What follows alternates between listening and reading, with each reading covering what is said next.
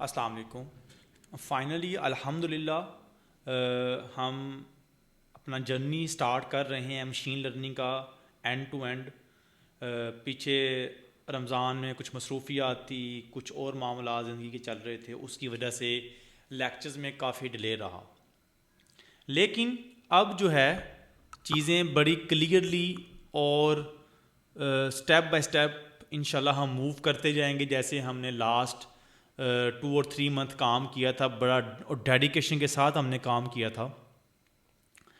तो इंशाल्लाह अब हम दोबारा उसी रूटीन को फॉलो करेंगे इंशाल्लाह, ठीक है। मैं कुछ चीज़ें बताना चाह रहा हूँ जो बड़ी ही इंतहाई ज़रूरी हैं। आप बच्चों के ज़हन में ये क्वेश्चन होगा कि यार अब LLM के बाद भी MLM आ गए हैं और मल्टी लेवल जो है लार्ज लैंग्वेज मॉडल आ गए हैं, तो अभी भी हम मशीन लर्निंग की तरफ क्यों जा रहे हैं, हम डायरेक्ट उनको क्यों नहीं कर पाते। मैंने काफ़ी बार ये बातें कही हैं कि यार मशीन लर्निंग की जॉब्स अभी भी बहुत हैं, लोगों की रिक्वायरमेंट है, टैलेंट मार्केट में नहीं है। मैं आपको अभी यहाँ से जो है लिंक्डइन पे जाके दिखा देता हूँ कितने कितने मुल्कों के अंदर जो है जॉब्स की रिक्वायरमेंट हैं। अगर मैं बात करूँ, मैं स्पेन की बात कर लेता हूँ सिंपल, और मैं लिखता हूँ मशीन लर्निंग इंजीनियर। अभी आपके सामने देख लेना कि एक week AI engineer, software engineer, senior machine learning engineer, senior. अब AI इंजीनियर से मुराद ये कि उसे मशीन लर्निंग का काम आना चाहिए। ये रिक्वायरमेंट है कि उस बंदे को मशीन लर्निंग आनी चाहिए, ठीक है। अगर मैं बात करूँ कनाडा की, हर जगह रिमोट जॉब भी हैं, देख लें आपके सामने रिमोट जॉब्स, ये सारा कुछ machine learning engineer, machine learning engineer. तो अच्छी भली सैलरी है इन लोगों की, ठीक है। 100K पर ईयर और $50 पर आवर। तो अब ये सारी बातें करने का मकसद ये है कि सर हमने अब क्या करना है। अब हमने जस्ट जो मैं आपको करवाता जा रहा हूँ ना, बस चुप करके करते जाओ। आज हम इंडस्ट्रियल लेवल का प्रोजेक्ट करने जा रहे हैं। ज़मीन.com लाहौर का डाटा सेट है मेरे पास, जो कि मैंने कैगल से डाउनलोड किया हुआ है, ठीक है। अगर मैं यहाँ पे लिखूँ ज़मीन.com लाहौर डाटा सेट, तो यहाँ कैगल का लिंक आ जाता है मेरे पास, ठीक है। आप इस डाटा सेट को यूज़ कर सकते हैं, ठीक है। इसका कोड भी यहाँ पड़ा होगा, ये सारा कुछ इसका पड़ा हुआ है, ठीक है।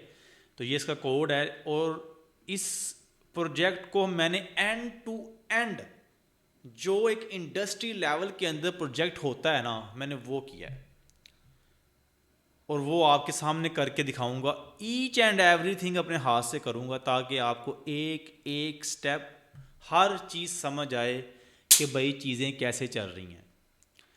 मैंने इस काम को तकरीबन कोई 10 to 11 पार्ट्स के अंदर डिवाइड किया हुआ है, ताकि हर मॉड्यूल की जो रिक्वायरमेंट है और जो उसका पर्पज़ है वो आपको समझ आ सके, आपको पता चल सके कि यार चीज़ें करते क्यों हैं।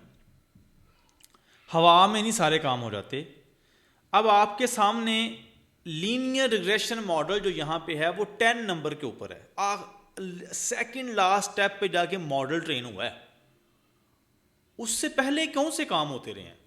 उससे पहले वही वाले काम जो मैंने आपको कहा था। आपको याद होगा कि यार जो डाटा है ना, वो मेन चीज़ है। डाटे के ऊपर काम करना बड़ा ज़रूरी है। अब हमारे पास जो ज़मीन.com का डाटा आया है, अब वो डायरेक्टली कस्टमर्स ने इंट्रीज की हुई हैं। मिसाल ले लो, कस्टमर ने अपनी एंट्री की कि भाई मैंने 15 करोड़ का मकान देना, DH में मकान है 20 करोड़ का। अब भाई रिग्रेशन मॉडल को क्या पता भाई 5 करोड़ क्या है, 10 करोड़ क्या है। ये तो एक इंसानी दिमाग ही समझ सकता है ना। मॉडल तो न्यूमेरिकल फॉर्म को समझता है, उसको कैसे पता भाई 5 करोड़ क्या है। उसे क्या पता 2 कनाल क्या है, उसे क्या पता। उसको न्यूमेरिकल नंबर्स का पता है। और ये मैंने बात इसलिए की कि आपने ये चीज़ समझनी है, अंडरस्टैंड करनी है। ये सारा काम मशीन लर्निंग के इंजीनियर्स का है, ML के इंजीनियर्स का है, कि डाटे को उसने प्रॉपर ऐसे मैनेज करके देना है मॉडल को कि मॉडल प्रॉपरली अंडरस्टैंड कर सके, और वो अंडर फिट ना हो जाए, ओवर फिट ना हो जाए, वो हेलुसिनेशन ना करने लग पड़े। ये सारी चीज़ें एक ML इंजीनियर ने देखनी होती हैं, ठीक है। तो आज हम इंशाल्लाह स्टार्टिंग से इसको प्रॉपरली देखते हैं, ठीक है।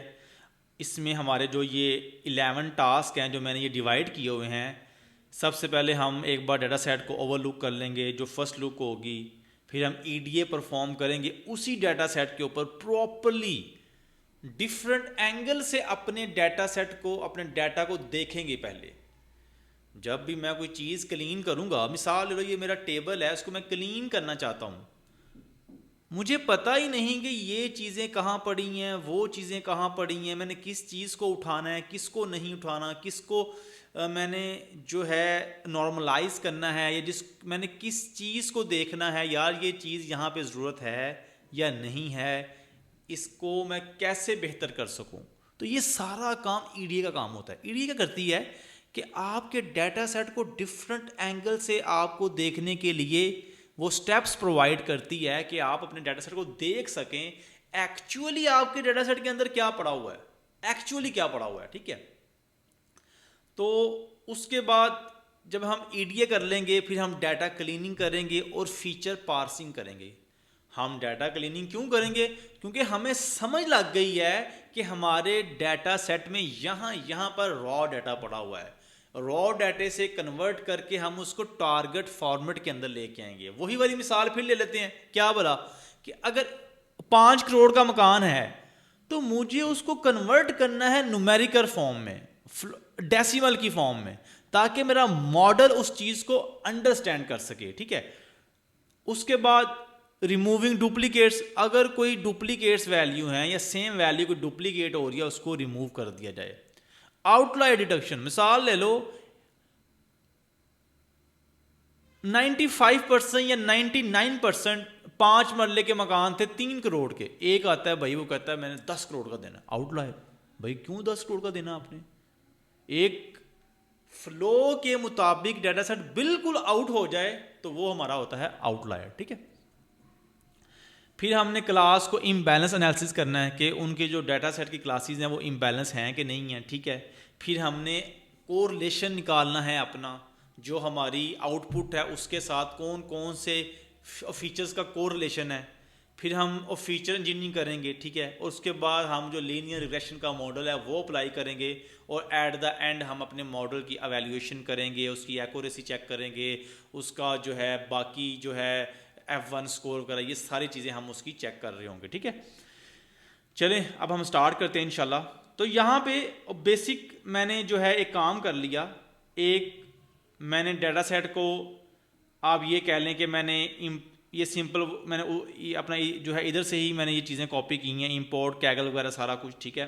इसमें जो मेन समझने वाली बात है, अगर आपको कोई वार्निंग्स आ रही हैं तो आपने इंपोर्ट वार्निंग्स करके और वार्निंग्स फिल्टर वार्निंग्स इग्नोर करना है, तो वो आपकी वार्निंग्स ख़त्म हो जाएंगी। अब ये वो 3 मेन लाइब्रेरीज हैं जिनकी हमें ज़रूरत है, जैसे import pandas as PD, you know already, import seaborn as SNS, और ऑलरेडी हमें इस चीज़ का आइडिया है। इंपोर्ट numpy एज NP, इसका भी हमें आइडिया है। एक और चीज़ हम इंपोर्ट कर लेते हैं, import matplotlib dot pyplot as PLT, ठीक है। ठीक हो गया। अब हमने इसको अभी एक बार हम देख लेते हैं अपने डाटा सेट को, ठीक है।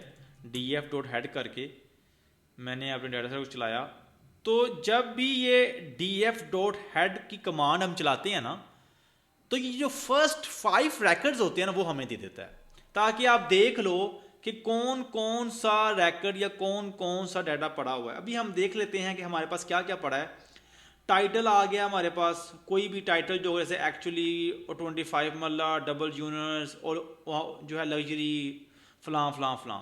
लोकेशन क्या है इसकी? DHA फेज 6 की लोकेशन है इसकी, ठीक है। टाइप हाउस है। प्राइस इसकी देखें, जैसे ये 8.15 करोड़। अब एक्चुअल में ये एक इंसानी दिमाग को समझ आ रही है, मशीन लर्निंग का जो मॉडल है वो इस चीज़ को अंडरस्टैंड नहीं कर पाएगा। अब एरिया देख लो, जैसे अपना 1 कनाल है, अब उसे क्या पता 1 कनाल क्या है यार। उसको हम एक यूनिट, जो एक स्टैंडर्ड यूनिट होता है प्रॉपर्टी का, उसके अंदर हम उसको बताएंगे कि 1 कनाल क्या होता है, ठीक है। उसके बाद जो है बेडरूम्स, और 6 बेडरूम्स हैं उसके, बाथरूम उसके कितने हैं, 7 हैं, इंटीजर वैल्यू है। हम देख लेंगे कि ये एज अ स्ट्रिंग भी होगा तो हम इसको भी एक बार इंटीजर के अंदर कन्वर्ट करेंगे। हर डाटा सेट को हमने इंटीजर में कन्वर्ट करके देना है। अगर कोई टाइप्स होंगी, जैसे कैटेगरिकल और अक्सर होता है डाटा सेट, हम उसको उसको भी हम इंटीजर में कन्वर्ट करेंगे। जैसे उसको मैंने एक बाय डिफ़ॉल्ट एक चीज़ दे दूंगा, मिसाल ले लो कि 1 2 3 कि 1 कैटेगरी है, कि आप मिसाल ले लें गुड, बैड और एक्सीलेंट। इस तरह हम जैसे अपना बैड की 1, गुड की 2, एक्सीलेंट की 3। इधर जो है कैटेगोरिकल डाटा है, इसको मैंने न्यूमेरिकल फॉर्म में कन्वर्ट कर दिया, ठीक है। पर्पस क्या है, फॉर सेल है, date posted, built year, furnished है कि नहीं, ट्रू। अब ये जो है बुलियन जो है वो फीचर्स है मेरे, ठीक है। जिम और study room, drawing room, dining room, lawn garden, swimming pool, electricity backup, lawn and sitting room, ये सारा कुछ उसका डाटा सेट है, ठीक है। ये मैंने एक बार अपने डाटा सेट को ओवरऑल लुक कर लिया, ठीक है। अब मैं क्या करूँगा, अब मैं एक बार इसकी इन्फो निकाल लूँगा। इन्फो क्या करती है, इन्फो आपको ये बताएगी कि आपके डाटा सेट में कौन कौन सी टाइप का डाटा पड़ा हुआ है, ठीक है, फर्स्ट ऑफ ऑल। उसके बाद इसमें हम ये भी देख लेंगे कि कौन सा डाटा जो है वो मिसिंग है। जैसे मिसाल के तौर पे यहाँ देख सकते हैं 18,249। अब यहाँ भी ये सेम आ रहा है, मतलब इतने रैकर्ड्स हैं हमारे, 18,249 रैकर्ड हैं हमारे। हम नीचे आते हैं, जो है टाइटल का भी कोई जो है नल नहीं पड़ा, लोकेशन का भी कोई नल नहीं पड़ा, टाइप का भी कोई नल नहीं पड़ा, प्राइस का भी नहीं पड़ा, एरिया का भी नहीं पड़ा, बेडरूम्स का भी नहीं पड़ा, बाथरूम का भी नहीं पड़ा, एग्जैक्टली नाइस, पर्पस का भी नहीं पड़ा, डेट पोस्टेड। अब यहाँ देख लो आप कि यहाँ पे इसका जो है रैकर्ड वो मिसमैच हो गया, मतलब कि डेट पोस्टेड के अंदर कुछ वैल्यूज नल पड़ी हैं। अब हम आगे जाके ये देखेंगे कि कौन कौन सी नल पड़ी हैं, कितनी परसेंटेज है, कितना काउंट है, ये सारा कुछ हम देखेंगे, ठीक है। फिर बिल्ट ईयर, अब इसकी भी डेट, इस बिल्ट ईयर का भी डाटा जो है मिसिंग है। किचन्स, ओके, अपना तमाम डाटा पड़ा हुआ है, स्टोर रूम्स का पड़ा हुआ है, सर्वेंट क्वार्टर्स का पड़ा हुआ है, फर्निश्ड का पड़ा हुआ है, जिम का पड़ा हुआ है, study room, drawing room, dining room, lawn, swimming pool, ये सारे डाटा सेट कंप्लीट हैं, ठीक है। अब हम इसका एक और काम कर लेते हैं। अब हम इस तमाम डाटा सेट की एक बार डिस्क्राइब कर लेते हैं। डिस्क्राइब का फंक्शन क्या करता है, वो तमाम न्यूमेरिकल जो आपके फीचर्स हैं उनका मीन, स्टैंडर्ड डेविएशन, ये सारी चीज़ें निकाल के दे देता है कि आपका जो डाटा है वो मीन से कितना जो है वो अवे है, या मीन के करीब कितना है, मीन से, मीन के साथ उसका क्या रिलेशनशिप बन रहा है, ठीक है। डीएफ डिस्क्राइब करेंगे हम, इसका हम ट्रांसपोज ले लेंगे, क्योंकि पहले हम ट्रांसपोज के विदाउट देखते हैं। देखो, अब देखो ये जितने भी न्यूमेरिकल जो थे वो उनका मीन आ चुका है। अब मैं चाह रहा हूँ कि ये जो चीज़ें हैं ना ये ऊपर आ जाए, ठीक है। मैं क्या करूँगा, D F dot describe dot T, और इसको मैं ना राउंड कर देता हूँ, ये इतनी बड़ी वैल्यूज़ की नज़र आ रही हैं, राउंड 2 कर लेते हैं, ठीक है। अब देखो, अब ट्रांसपोज लिया तो ये जो चीज़ें थी ये ऊपर आ गई उसकी, ठीक है, ऐसे ट्रांसपोज हो गया। अक्सर आपने ये चीज़ें पढ़ी हैं उसमें मैट्रिक्स के अंदर। अब मीन आ गया इसका, स्टैंडर्ड डेविएशन आ गया बिल्ट ईयर का, मिनिमम 25%, 50%, 70%, 75% और मैक्स। अच्छा जी, अब हमने यहाँ पे जो काम करना है, अब हम यहाँ पे अप्लाई करेंगे ईडीए। अब यहाँ तक अभी हमने थोड़ा बहुत अपने डाटे को देख लिया, हम इसकी शेप भी देख लेते हैं कि टोटल कितने कॉलम्स और कितनी रोज हैं, ठीक है। इसके अंदर 18,249 रोज हैं और 23 कॉलम्स हैं, 23 फीचर्स हैं इसके अंदर, ठीक। डाटे की हमने फर्स्ट ओवरलुक उसको कर लिया है। अब हम जो हमारा थर्ड स्टेप है इधर ईडीए, हम ईडीए की तरफ मूव कर रहे हैं, ठीक है। ईडीए के अंदर हमने जो अब डिफरेंट प्रोजेक्ट्स के मुताबिक डिफरेंट ईडीए की टेक्निक्स को इस्तेमाल किया जाता है, ठीक है। मतलब डिफरेंट स्टेप्स होंगे क्योंकि हर डाटा सेट को देखने का हर डेवलपर का एक नज़रिया अलग होगा दूसरे से, बट ईडीए का जो मकसद है वो हमेशा सेम रहेगा कि आप अपने डाटा सेट को डिफरेंट एंगल से देख लें बिफोर क्लीनिंग द डाटा। क्योंकि आपको कैसे पता चलेगा कि आपने कौन सा डाटा क्लीन करना है, कि कौन सी जो फीचर्स हैं वो आपके रॉ हैं और उनको आपने टारगेट फॉर्मेट के अंदर कन्वर्ट करना है। ये इंतहाई इम्पोर्टेंट चीज़ है जो कि हम करते हैं before cleaning, before removing the duplication, before removing the outliers, imbalance, correlation. ये तमाम चीज़ों से पहले जो हम एक स्टेप करते हैं वो होता है ईडीए। अब हम ईडीए की तरफ मूव कर रहे हैं अपना, ठीक है। हम यहाँ पे सिंपल एक लिख देते हैं कि we are going to move forward EDA, ठीक है। अब ईडीए की तरफ हम जा रहे हैं, ठीक है। तो यहाँ से हमने वैसे प्रिंट कर लिया ईडीए, ठीक है। अब हम सबसे पहले ईडीए के अंदर देखेंगे कि भाई हमारे कौन कौन से जो फीचर्स हैं वो नल वैल्यू होल्ड करते हैं, ठीक है। हम जस्ट ये लिखेंगे सम ऑफ नल, ठीक है। इसको इसको करने का अब जो आपका डाटा फ्रेम है उसका एक फंक्शन होता है इज़ नल का। वो आपके तमाम उन कॉलम को जो अपना नल पड़े हैं उनको प्रिंट करवा देगा, ठीक है। अगर मैं यहाँ साथ साथ ये लिख भी देता हूँ सम ऑफ नल, ठीक है। अब इससे क्या होगा कि ये जो मेरे दो कॉलम थे जो ऑलरेडी हमें पता है, जो फीचर्स थे हमारे डेट, पोस्टेड और बिल्ट ईयर, उसको हमने वो उसका सम उसने हमें दे दिया कि ये दो फीचर्स जो ओनली आपके एग्जिस्ट करते हैं, कि इसमें जो है डाटा नल एग्जिस्ट कर रहा है, ठीक है। अब इसी के अंदर मैं इसकी अब जो है थोड़ी सी परसेंटेज को भी देख लेता हूँ। मैं कहता हूँ परसेंटेज ऑफ नल डाटा, ठीक है। अब मैं क्या करूँगा, डी एफ इज़ नल। आपको आइडिया है कि जो परसेंटेज का फार्मूला होता है sum of all divided by number of the rows, ठीक है। मैं इसका एक जो पाइथन का जो फंक्शन होता है लेंथ का LN उसको यूज़ करके DF उसके अंदर दूंगा और इसको 100 से मल्टीप्लाई कर दूंगा। अब क्या होगा, अब ये मेरे पास परसेंटेज भी उसकी प्रिंट कर देगा, ठीक है।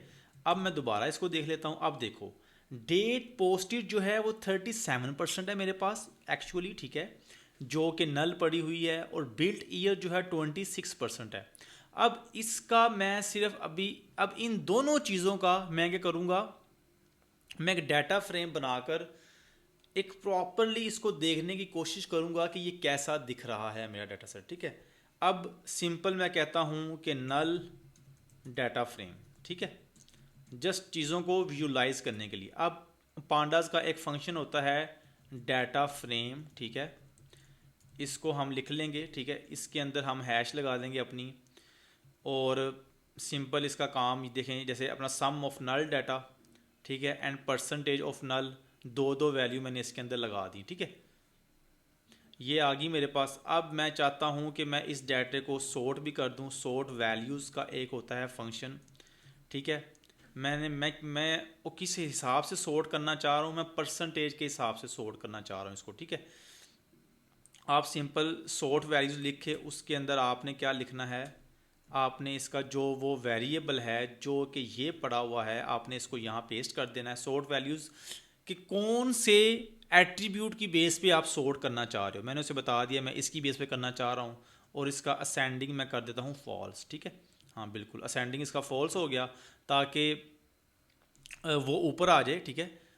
तो अब हम इसको प्रिंट करवा लेते हैं अपने नल डाटा फ्रेम को, ठीक है। अब आप देखना, अब ये देखो, अब उसने उसको सॉर्ट कर दिया, ठीक है, ताकि जो डाटा मेरा ज़्यादा है वो ऊपर आ गया उसकी परसेंटेज के हिसाब से। पहले जो है PD जो पहले डाटा फ्रेम था देखें वो ऐसे नज़र आ रहा था। अब मैंने क्या किया, मैंने सम ऑफ नल के हिसाब से और परसेंटेज के हिसाब से एक डाटा फ्रेम बना दिया ताकि मैं उसको प्रॉपरली विजुलाइज कर सकूं कि मेरा जो डाटा फ्रेम है जो होल्ड करता है नल वैल्यूज़ को वो कैसा दिख रहा है। देखो ना, आप जब ये ईडीए कर रहे होते हैं ना, तो आपका एक मकसद ये होता है, जो एक आपका मेन मकसद होता है, जो उसका पर्पस होता है ईडीए करने का, कि आपको पता चल जाए कि फ़ाइल में क्या पड़ा है। आपको पता चलेगा तो ही तो आप कुछ ना कुछ उसके अंदर स्टेप्स को ऐड कर सकोगे ना। ऐसा थोड़ी है कि मुझे कुछ पता ही नहीं है तो मैं डाटा क्लीनिंग स्टार्ट कर दूं, ऐसे नहीं होगा। मुझे पता ही नहीं है कि डुप्लीकेशन क्या है, मैं ऐसे ही ऐड कर दूं, नहीं। पहले आप उस चीज़ को देखें, उसको समझें, उसके पैटर्न्स को अंडरस्टैंड करें कि भाई कौन कौन सी चीज़ें आपने करनी है, ठीक है। अब इसी चीज़ को हम एक बार हीट मैप यानी कि इसकी जो है प्लॉटिंग करके भी देख लेते हैं। अब पीएलटी हमने आगे भी पढ़ा है, एक फिगर फंक्शन होता है मैटप्लॉटलिब का। इसका काम क्या होता है, ये आपका एक ना फ्रेम बना देता है आपको, ठीक है। उस फ्रेम का मकसद होता है, क्योंकि मैं ये छोटी छोटी चीज़ें अभी आपको इसलिए बता रहा हूँ, अब आप सोच रहे होगे यार ये तो हमें कुछ नहीं, हमें पता ही नहीं है। ये मैंने प्रोजेक्ट इसलिए करवाया है कि आपको एंड टू एंड समझ लग जाए कि ऐसे मॉडल ट्रेन होते हैं। इसके बाद जो मैंने वो एक बुक शेयर की हुई है, hands on with like machine learning with tensor flow, ये ऐसी हुई बुक का नाम है, या स्किट लर्न, ठीक है। उसको हमने कंप्लीटली कल से इंशाल्लाह उसको स्टार्ट करना है।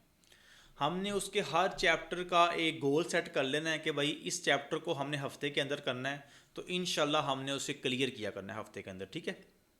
तो हम अपने गोल सेट कर कर चलेंगे, ताकि हमारी एक वो बुक होगी ना, तो मुझसे आप लिखवा लो, हर बंदा मशीन लर्निंग की जॉब कर सकता है अगर जिसने वो बुक को प्रैक्टिकली हर चीज़ कर ली, ठीक है।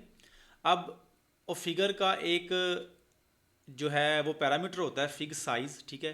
इसको हम इसके अंदर साइज़ देते हैं, ठीक है। जैसे मैंने 10 और 6 दे दिया, ठीक है, इसका साइज़।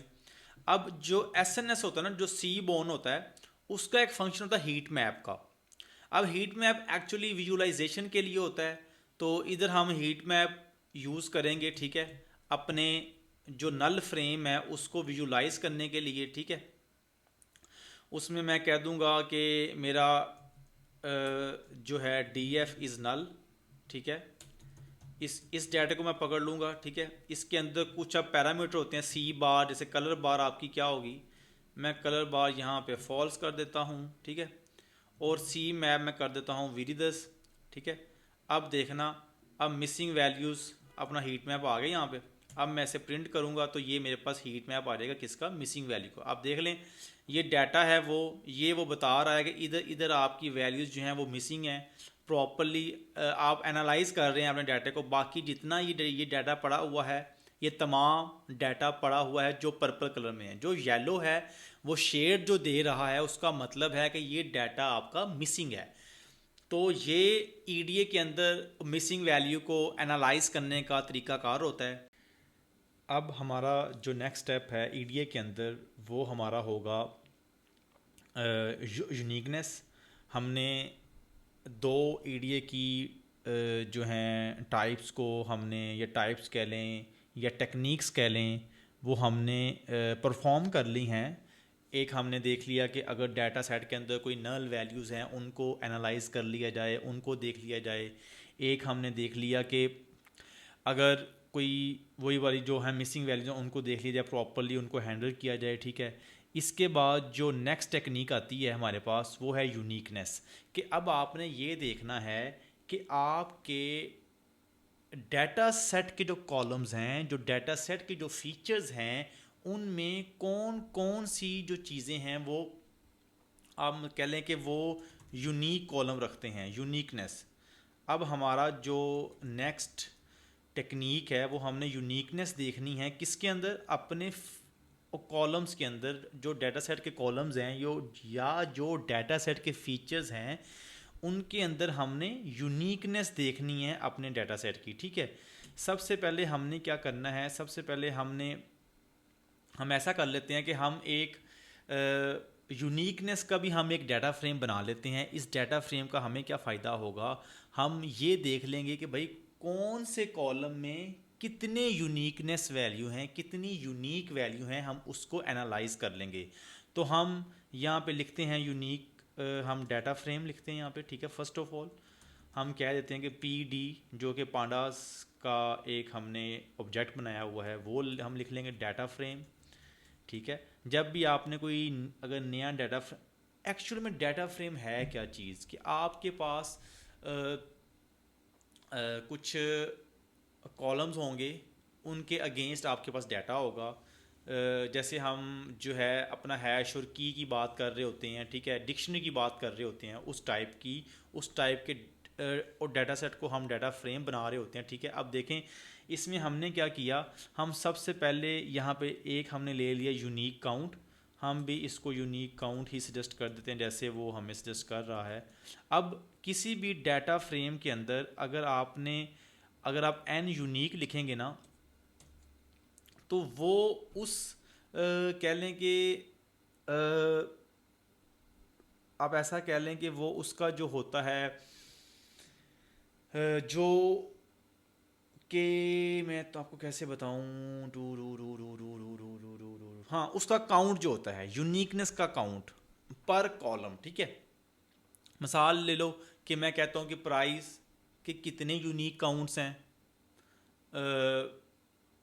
और उसमें आप कह लो कि जो एरिया है उसका कितना यूनिक है। ये सारी चीज़ें जो हैं वहाँ number of unique value count के ऊपर डिपेंड कर रहा होता है। मैं अभी आपको दिखाता भी हूँ, ठीक है। अभी मैं ये करने से पहले ना मैं आपको ना एक और एग्जांपल यहाँ पे देता हूँ, ठीक है। मैं एक कॉलम लेता हूँ, ठीक है, जैसे मिसाल ले लो DF कोमा मैं कहता हूँ प्राइस, जस्ट आपको समझाने के लिए एक चीज़ कि यूनिक कॉलम कैसे काम करता है, ठीक है। अभी देखना अब क्या होगा, वो मेरा दोबारा कनेक्ट हो रहा है, ठीक है। अब ये क्या करेगा, अब ये प्राइस के अंदर जो नंबर ऑफ़ यूनिक वैल्यूज़ हैं उनके काउंट को लेके आएगा, ठीक है। हम इसको दोबारा रन कर लेते हैं।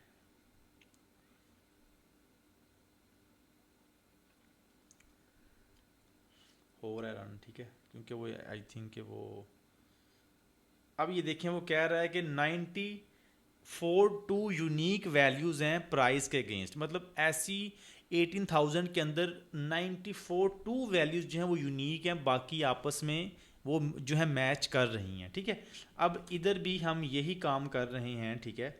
हमने क्या किया, यूनिक काउंट हमने निकाल लिया, जो नंबर ऑफ़ यूनिक काउंट है उसका ये हमने निकाल लिया।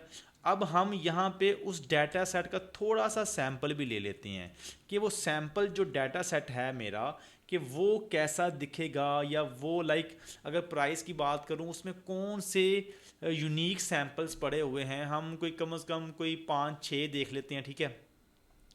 हम ऐसा करेंगे, हम कहेंगे सैंपल को लेने के लिए हम यहाँ पे कह लेते हैं हम एक स्ट्रिंग ही बना लेते हैं इसको, ठीक है। एज अ स्ट्रिंग मैं इसको बना लूँगा, ठीक है, ताकि इसको मैं प्रॉपरली एज अ स्ट्रिंग ही काउंट कर सकूँ तमाम चीज़ों को, ठीक है। अच्छा जी, बल्कि स्ट्रिंग की बजाय हम ऐसा करते हैं, हम एक अरे बनाते हैं, उसके अंदर हम एक स्ट्रिंग इनिशियलाइज़ करवा लेते हैं, ठीक है। और हम यहाँ पे कह देते हैं कि अल्लाह भला करे आपका, जो मेरा इससे पहले ना एक और काम करना है छोटा सा हमने, वो ये होगा कि फॉर, अब ये देखो ना, मैं अब क्या करना चाह रहा हूँ, मैं यहाँ पे ये करना चाह रहा हूँ कि जितने भी मेरे कॉलम्स हैं, ठीक है, उसमें से जो डाटा आ रहा है, क्योंकि मैं सैंपल लेना चाह रहा हूँ ना, तो मैं कोई 4-5 या 6-7-8 सैंपल लेके आपको एज अ डाटा फ्रेम बनाकर दिखा दूँ कि इस टाइप का डाटा वहाँ पड़ा हुआ है, जो यूनिकनेस कॉलम है, ताकि मुझे आइडिया हो जाए कि मेरा डाटा यूनिकनेस किस टाइप का पड़ा हुआ है, ठीक है। मैं यहाँ फॉर का लूप लगाता हूँ और इसमें से कॉलम लेता हूँ और DF कॉलम्स को मैं यहाँ पे कॉल्स कर लेता हूँ, ठीक है। अच्छा, ये मेरा काम यहाँ पे हो गया, ठीक है। अब मैं यहाँ पे क्या करूँगा, अब मैं यहाँ पे ये कहूँगा कि DF.C, ठीक है, उसको मैं कह देता हूँ कि भाई आप माइट भी वहाँ पे कुछ ऐसे कॉलम भी हों, डाटा सेट हो जो कि एम्प्टी भी हो। मैं यहाँ ड्रॉपना याद होगा कि हमने एक फंक्शन ही किया था ड्रॉपना का, वो यूज़ कर लेंगे और यहाँ पे हम कह देंगे यूनिक निकाल लाओ, और फिर हम उसे कह देंगे कि आप भाई कोई 4 या 5 सैंपल निकाल लो उसके, ठीक है। इसको हम ऐसे यूज़ करके तो हम इसमें से उस डाटा सेट को निकाल लेंगे, ताकि हम इसके कॉलम्स का जो डाटा है वो उसको हम ले लें, ठीक है। अच्छा जी, ये एज आ हम, ठीक है, बेहतरीन हो गया। अब देखो, अब हमने क्या किया, अब हमने ये किया कि हमने यहाँ पे हाँ ठीक है, हमने यूनिक काउंट्स निकाल दी। सबसे पहले डाटा फ्रेम का तमाम कॉलम का यहाँ पे वो वन बाय वन यूनिकनेस निकाल लेगा। और हमने एक और यहाँ पे बड़ा बेहतरीन सा काम किया ये, कि हमने एक जो कह लो कि एज अ स्ट्रिंग हमने एक काम किया, हमने एज एक स्ट्रिंग बना दी उसकी यूनिकनेस की, ठीक है। और हमने यहाँ पे उसके कॉलम्स को मैंने आइटरेट करवाया, और एक एक कॉलम को मैंने उसके अंदर जो है उसका अगर कोई एम्प्टी है तो मैंने कहा उसको ड्रॉप कर दो, और यूनिक ले आओ उसके कितने जो है पहले जो है 5 उसके यूनिक ले आओ, ठीक है। एक मिनट, यहाँ पे मेरे ये आएगा यूनिक 5, हाँ अब ठीक है। हाँ अब यूनिक लाकर मैंने कहा 0 to जो है 4 रैकेट उसके ले आओ। आपको पता है कि जब भी हमने कोई लिस्ट के अंदर से कोई डाटा लेना होता है तो ये सेमी कोलन 5 का मतलब है कि 5 इंक्लूड नहीं होगा, और बाकी उसके जो है वो वाला डाटा सेट आप ले आओ। अब मैं यहाँ पे यूनिक जो मेरा डीएफ है उसको प्रिंट करवाता हूँ, और हम देख लेते हैं कि ये मेरा डाटा सेट अपना कैसा आता है। ये देखें उसने क्या किया, उसने कहा कि लोकेशन जो है उसका जो है टाइटल इतने यूनिक हैं एक्चुअली 25 मरला डबल ब्ला ब्ला ब्ला, ऐसा उसका डाटा सेट है। हाउस की टाइप एक आ रही है। अब प्राइस देख लो, जैसे वो कहाँ कहाँ वो जो है करोड़ में आ रही है, और तकरीबन डिफरेंट प्राइजेज़ हैं।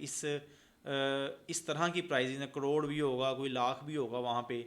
अब एरिया जो है वो जैसे जो है 1 कनाल, 5 कनाल, 10 कनाल, और जो है मरला सॉरी, और 5 मरले, 10 मरले, 2 कनाल, 1 कनाल का डाटा सेट आ रहा है। अब बेडरूम्स आप देख लें कि एज अ स्ट्रिंग आ रहे हैं यहाँ पे, ठीक है।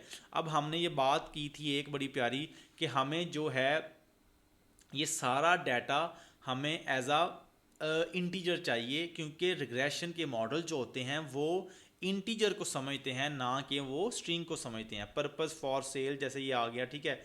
आगे डेट पोस्टेड, और ये सारा kitchen, store room, servant quarters, true false, ये सारी चीज़ें जो हैं ये यहाँ पे आ गई हैं हमारे पास, ठीक है।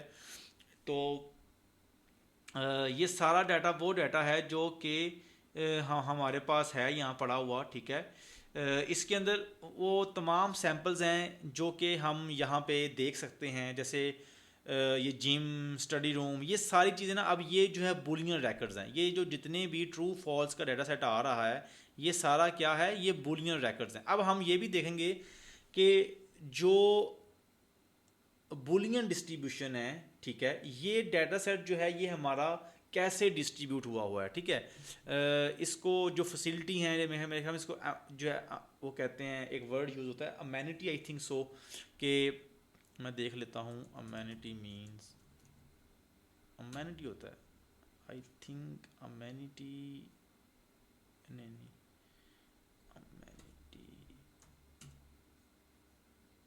हाँ word Amenity. Immunity, immunity, Amenity. हाँ अम्यूनिटी, अम्यूनिटी एक वर्ड यूज़ होता है, ठीक है।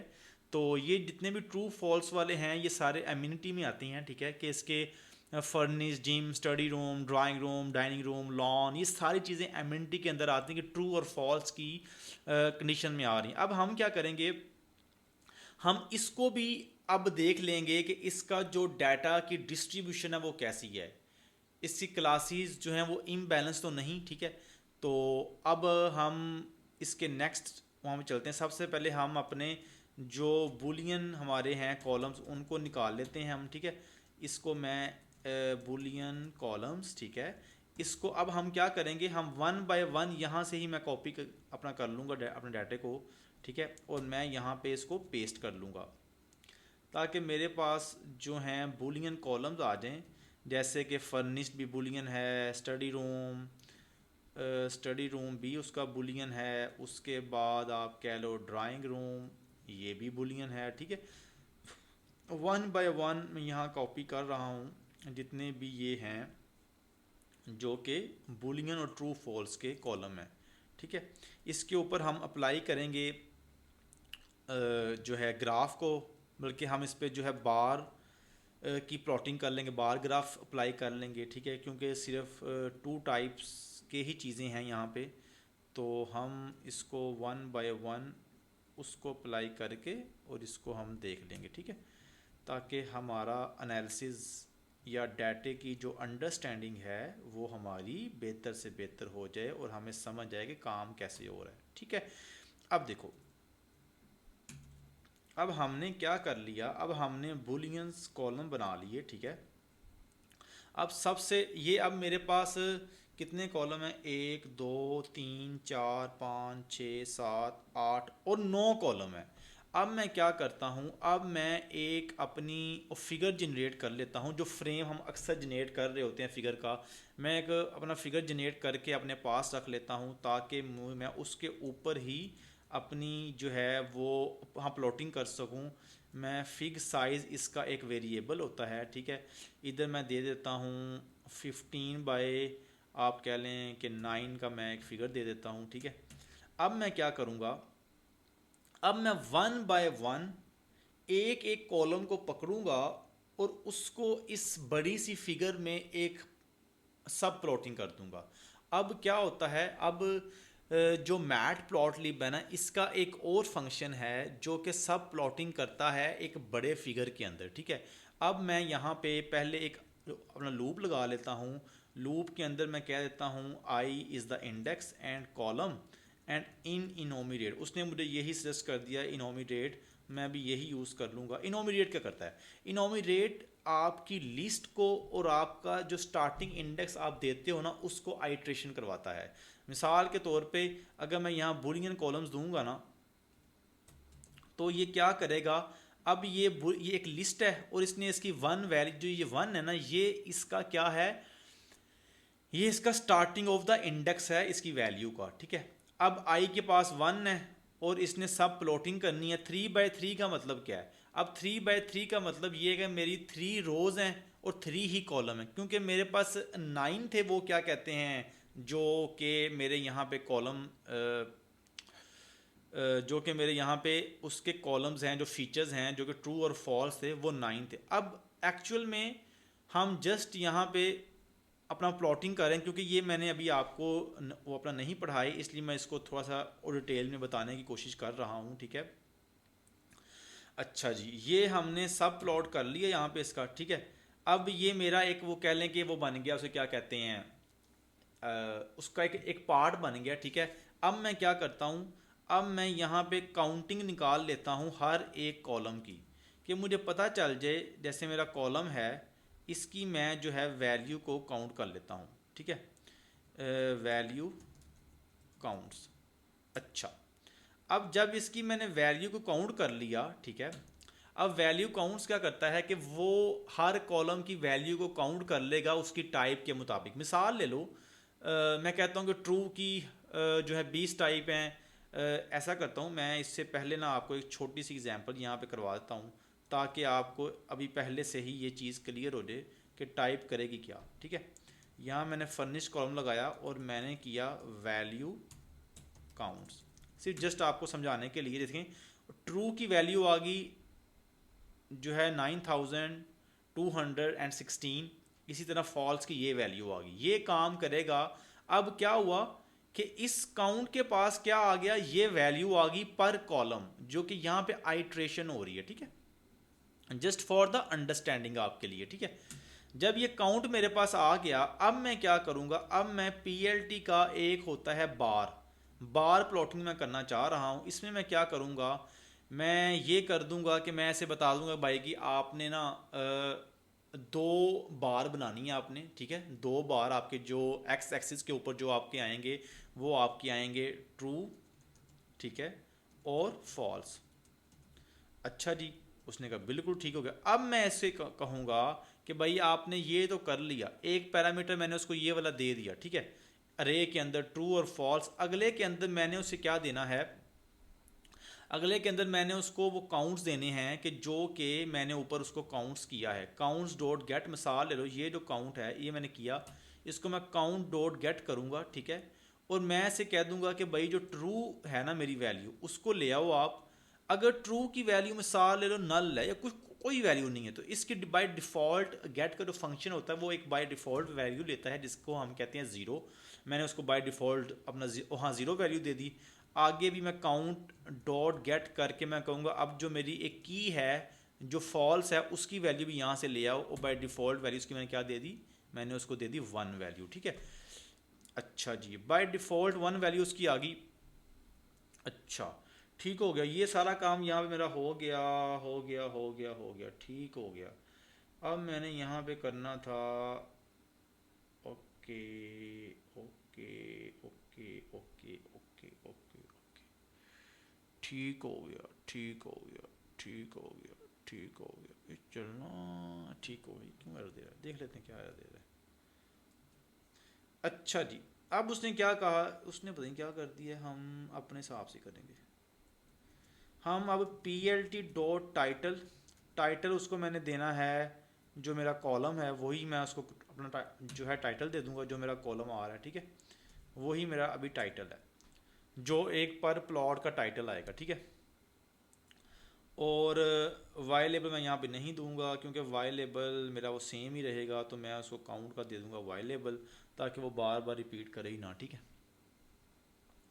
अच्छा जी, बल्कि हाँ, उसको वाई लेबल देख लेते हैं क्या करना है। अभी मैं इसको कहता हूँ P L T dot super title, ठीक है। सुपर टाइटल का मतलब होता है, वो मैं अभी आपको बताता हूँ, ठीक है, बूलियन डिस्ट्रीब्यूशन या अमेनिटी, ठीक है। उसके बाद मैं क्या, P L T tight layout. अब टाइट लेआउट क्या करती है, अक्सर आपका ना जो होते हैं ग्राफ, जब आप मल्टीपल ग्राफ्स बना रहे होते हैं, तो वो बड़े ना आपस में वो जो है उनकी विजुअलाइजेशन यूएक्स जो होता है वो बेहतर नहीं होता। तो आप टाइट लेआउट कर लें तो ये आपका वो हर चीज़ को ठीक कर देता है। P L T dot show, अब ये इधर आपको इसकी ज़रूरत नहीं है। जब आप डॉट पी वाई की फ़ाइल लिख रहे होते हैं, तो जब आप मैनुअली सारे काम कर रहे होते हैं, उधर ये P L T dot show करने से आपका काम चलता है, वरना नहीं चलता, ठीक है। इधर ना भी लिखो तो काम चल जाएगा आपका। अच्छा जी, कहते हैं P L T dot bar true false, ये बंद हो गया। Count dot get true zero, ठीक है। काउंट, मुझे लगता है काउंट ना इसका कोई बाय डिफ़ॉल्ट फंक्शन होगा, ठहर दो अभी पता चल देगा।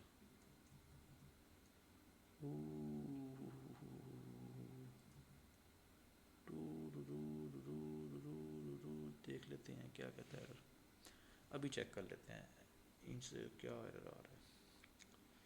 एरर होना नहीं चाहिए, चलो देख लेते हैं। ओ हाँ हाँ हाँ हाँ हाँ हाँ, वो मैं ये कॉलम लगाया हुआ, सॉरी यार, ठीक है, समझ लग गई है, समझ लग गई, समझ। अब देखो, अब क्या हुआ, अब मेरे पास वो सारे ग्राफ आ गए। हाँ, वो काउंट नहीं आया यहाँ पे, मुझे ना यहाँ पे काउंट देना चाहिए, P L T dot y label count. अच्छा जी, अब वाई लेबल ये देखें अपना काउंट आ गया, ठीक है। अब देखो कि फर्निश्ड के अंदर ट्रू और फॉल्स, ठीक है, ये और ये जिम के अंदर ट्रू और फॉल्स की डाटा की जो डिस्ट्रीब्यूशन है वो सारी हम देख सकते हैं अब, ठीक है। जो 9 के 9 कॉलम थे उसकी हम डिस्ट्रीब्यूशन अब देख रहे हैं, ठीक है। ये हमने बूलियन कॉलम्स भी अपने देख लिए, हमने यूनिकनेस भी देख ली, हमने जो है नल मिसिंग वैल्यूज़ जो थी उसका हीट मैप भी देख लिया। अब हम जो मेन दो चीज़ें हैं हमारी, उसको अब हमने जो है विजुलाइज करना है, ये हमारे लिए बड़ा ज़रूरी हो गया है। उसके लिए हमने जैसे कि मिसाल ले लो कि आप, अगर हम बात कर लें प्राइस की, एरिए की, जैसे ऑलरेडी हमने ये चीज़ें जो है देखी थी पहले, कि ये हम कैसे इसको फॉलो करेंगे, ठीक है। अब यहाँ पे मैं एक चीज़ दिखाना चाह रहा हूँ आपको, जो कि हाँ, अब देखो प्राइस और एरिया, ये दोनों वो उस फॉर्मेट के अंदर पड़े हुए हैं जिस फॉर्मेट में हम अंडरस्टैंड तो कर रहे हैं। हमें तो समझ आ रही है कि एक कनाल, 5 मरले, 10 मरले, 1.5 करोड़, बट मशीन लर्निंग के मॉडल को ये कैसे पता चलेगा कि हमने ये वाला काम यहाँ पे करना है, ठीक है। अब मशीन लर्निंग के मॉडल के लिए हम क्या करेंगे, हम, क्योंकि अभी हम ईडीए कर रहे हैं, हम सबसे पहले ये देख लेते हैं कि कौन कौन से कौन कौन सा टेक्स्ट इस्तेमाल हुआ है। ताकि उस हिसाब से हम आने वाले अगले स्टेप्स के अंदर जब हम फॉर्मेटिंग कर रहे होंगे रॉ डाटा टू जो है टारगेट फॉर्मेट के अंदर, तो ये हमें बड़ा ही एक प्लस पॉइंट मिलेगा। अच्छा, अब हम सबसे पहले प्राइस के हाँ यूनिट की बात कर लेते हैं, ठीक है। प्राइस यूनिट हम देख लेंगे कि प्राइस के यूनिट कौन कौन से इस्तेमाल हो रहे हैं, ठीक है। इसके अंदर आप ये देख लें कि हम सबसे पहले उसके प्राइस के यूनिट्स को निकालने के लिए हम क्या कर सकते हैं। हम ये कर सकते हैं, अब ओबियसली जब ये ऊपर हमने प्राइस देखी है तो ये देखो कि ये 8.15 करोड़। अब हम ये करते हैं कि हम जो सिर्फ टेक्स्ट फॉर्मेट का डाटा है ना, हम उसको निकाल लेंगे। उसको निकालने के का एक जो तरीका होता है आम रूटीन पे, जैसे अक्सर हमने वो देखते हैं जो है रेजेक्स जो है रेगुलर एक्सप्रेशन जो हमने ऑलरेडी भी यूज़ किए हुए थे, ठीक है। हम उसको भी यूज़ कर सकते हैं ताकि हम सिर्फ वो यूनिट निकाल लें प्राइस के जो कि इधर इस्तेमाल हो रहे हैं। मैंने प्राइस का डाटा फ्रेम से उसके प्राइस के वहाँ उसको निकाला, उसको मैंने फिर स्ट्रिंग के अंदर कन्वर्ट कर लिया। फिर मैंने उसे कहा कि भाई अब मैंने एक्सट्रैक्ट करना है। एक्सट्रैक्ट मैंने क्या करना है, अब मैं यहाँ पे उसको एक रॉ स्ट्रिंग को मैं उसको पकड़ने की कोशिश करूँगा, ठीक है। उसके अंदर मैं इसको कह दूँगा कि भाई आप ऐसा करो कि आप ए टू ज़ी जो है उसको पकड़ लो, ठीक है। ए टू ज़ी और ए डैश ज़ी, ठीक है। अब मैंने छोटी ए बी सी भी ले ली और बड़ी ए बी सी भी मैंने ले ली, और ताकि इसमें इसका ऐसा कोई भी चीज़ जो वहाँ पड़ी है उसको आपने कैप्चर कर लेना है, ठीक है। अब यहाँ पे मैं जो है प्लस इसलिए यूज़ करूँगा कि ये रेगुलर एक्सप्रेशन के अंदर जब मैं इंशाल्लाह कोशिश करूँगा कि इसके ऊपर भी मैं कोई 10-15 मिनट की वीडियो बना दूँ आपको, ताकि आइडिया हो जाए। इसमें आप वन और मोर यानी कि आप एक या एक से ज़्यादा जितने भी करैक्टर हैं उसको उठा के ले आओ, ठीक है। इसको हमने पकड़ लिया और हम यहाँ पे कर देंगे वैल्यू काउंट, ठीक है। अब यहाँ पे क्या होगा, इसका हमें फ़ायदा क्या होगा, इसका फ़ायदा ये होगा कि हम ये देख लेंगे कि भाई जो अगर लाख है वो कितनी बार आया है, करोड़ है वो कितनी बार आया है, ये सारा कुछ हम यहाँ से एनालाइज कर लेंगे। इसको हम चला के देख लेते हैं। अच्छा जी, प्राइस यूनिट यहाँ पे एरर आ गया है, regular expression pattern container capture group, okay okay okay okay okay okay okay, देखते हैं। हाँ आ गया, ठीक है। वो वहाँ पे ना ये ब्रैकेट आती है, ठीक है। अब देखो जो करोड़ है वो आया है 17,451 बार, जो है लाख कितने बार आया है, और अरब भी आया तेरियाँ खैरा। अब ये वो प्राइस यूनिट मैंने निकाल ली है कि इतनी इतनी बार आया। अब फ्यूचर में मैंने क्या करना है, अब फ्यूचर के अंदर मुझे अब करोड़ और लाख और अरब को कन्वर्ट करना है इन वैल्यूज़ को न्यूमेरिकल फॉर्म के अंदर, ठीक है। अब इसी तरह ही मैं एरिया के यूनिट्स को निकाल लूँगा, ठीक है। अब एरिया के यूनिट्स को भी निकालने के लिए सेम टेक्निक इस्तेमाल होगी, ठीक है। एरिया ओके हो गया, उसको मैं एज अ स्ट्रिंग कन्वर्ट करूँगा, फिर मैं एक्सट्रैक्ट कर लूँगा, और फिर मैं क्या करूँगा, फिर मैं इसके अंदर उसी तरह ही रेजेक्स लिखूँगा उसकी एक्सप्रेशन जो है, ठीक है। और A to Z, a small to z, ताकि अगर स्मॉल हो बड़ा हो कोई भी हो उसको वो पकड़ लाए और उसकी वैल्यू को काउंट कर ले, ठीक है। अब हम इसको भी देख लेते हैं। अब देखो देखो देखो देखो, ये प्राइस यूनिट थे और यहाँ पे मैं लिखता हूँ एरिया यूनिट, ताकि वो खूबसूरत, ये देखो अब जो है मरला वो इतनी बार आया है और कनाल इतनी बार आया है। अब ये थे मेरे प्राइस यूनिट जो कि मैंने अपने डाटे को एनालाइज कर लिया कि कौन कौन से यूनिट इस्तेमाल हो रहे हैं एरिया के अंदर या हाँ प्राइस के अंदर, ठीक है। और बुलियन जो मेरे थे, जो अमेनिटी का जो था जो है डाटा सेट, जो सर्विसेज अपना घरों के अंदर होती हैं, जैसे अब स्टडी रूम जो है अपना ज़्यादातर घरों में है, और मिसाल ले लो कि इधर स्विमिंग पूल कम घरों में है, ठीक है। तो ये सारा डाटा सेट मुझे अपनी घरों की जो चीज़ें अवेलेबिलिटी हैं, जो सर्विसेज जो एक्स्ट्रा सर्विस होती हैं उनको देखने में हेल्प कर रहा है, ठीक है। अब मैंने अपने डाटा सेट को properly end to end visualise कर लिया है, ठीक है। अब हम इसके जो नेक्स्ट स्टेप है उसकी तरफ बढ़ेंगे इंशाल्लाह।